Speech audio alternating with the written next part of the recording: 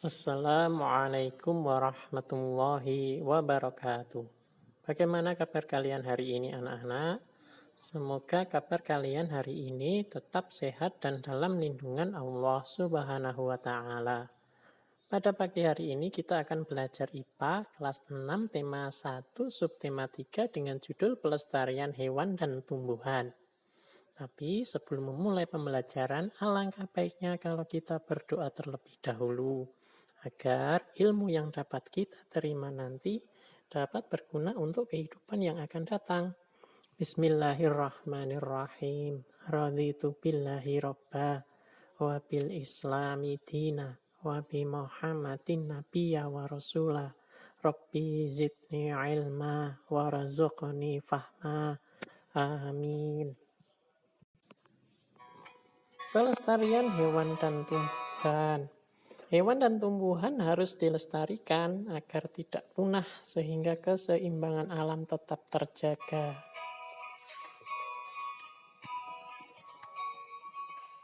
Daftar hewan dan tumbuhan yang mendekati kepunahan atau terancam punah di Indonesia. Kita mulai dari hewan dulu ya. Yang pertama ada anoa, kedua kakak tua jambul kuning, ketiga oa Jawa, keempat orang utan, kelima rusa bawean, keenam penyu hijau, 7 jalak Bali, 8 gajah Sumatera, 9 harimau Sumatera, dan 10 adalah komodo. Itu adalah beberapa hewan yang terancam punah atau dilindungi di Indonesia. Meskipun masih banyak lagi ya, itu hanya beberapa contoh saja. Sedangkan dari tumbuhan kalian bisa melihat yang pertama ulin, yang kedua pohon damar, ketiga tembesu, keempat banyur, kelima jelutung, 6 anggrek larat, 7 bunga bangkai, 8 Rafflesia arnoldi, 9 cendana, dan 10 adalah edelweiss.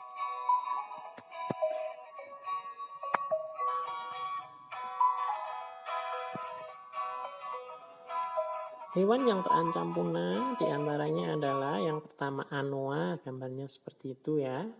Yang kedua adalah komodo, terletak di Pulau Komodo ya atau Nusa Tenggara Timur. Dan yang ketiga itu adalah contoh orang utan yang terdapat di Pulau Kalimantan dan Sumatera.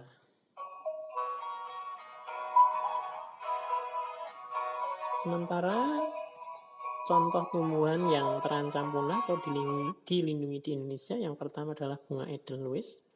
Biasanya terdapat di pegunungan ya. Yang kedua Rafflesia dan yang ketiga adalah bunga bangkai. Hal-hal yang harus dilakukan agar hewan dan tumbuhan tetap lestari. Yang pertama melindungi tempat hidup hewan dan tumbuhan. Yang kedua membangun penangkaran hewan. Yang ketiga mengembang biakan tumbuhan. Dan yang keempat adalah melarang perburuan dan kepemilikan satwa yang dilindungi.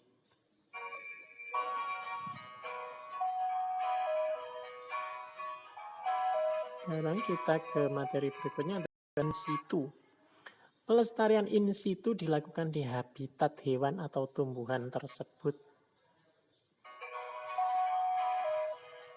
Contohnya adalah Suaka Marga Satwa, cagar alam, hutan lindung,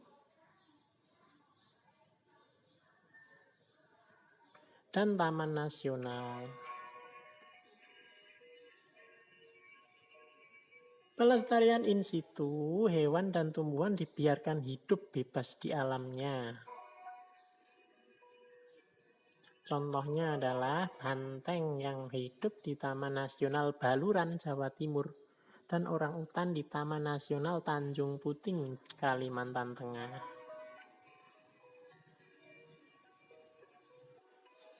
Contohnya gambarnya seperti itu ya.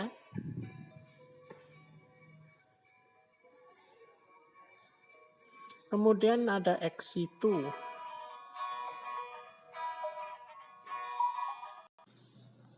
Ex situ dilakukan melalui upaya penangkaran, rehabilitasi, atau pengembangbiakan. Contohnya adalah kebun binatang, kebun botani, taman safari, dan penangkaran. Pelestarian ex situ dilakukan di luar habitat hewan atau tumbuhan tersebut.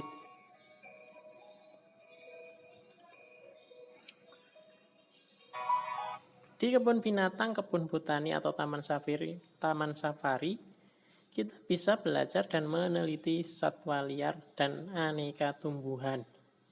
Kebun binatang dan taman safari juga bisa menjadi wahana rekreasi keluarga serta melindungi dan membiakkan satwa langka agar tidak punah.